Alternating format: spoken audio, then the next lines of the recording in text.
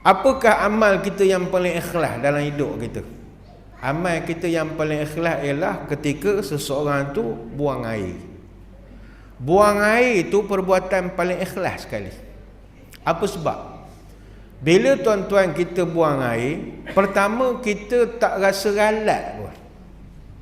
Tak adalah rasa Allah habis makanan aku makan malam tadi, buang begitu je. Allah menyesal. Tak rasa apa-apa. Kita lega, kita syukur, kita gitu je. Tak adalah rasa ralat, tak ada. Tak ada langsung ralat, tak ada. Kemudian tak ada sedih. Allah sedihnya musangking ada geran. Ada geran. Dia ada musangking yang tak ada geran ni, yang tanah bergeran ni, kebun bergeran. Oh sedihnya makan musangking tanah bergeran. Allah buang habis dah pagi ni. Tak. Kita tak sedih, kita tak rasa runsing.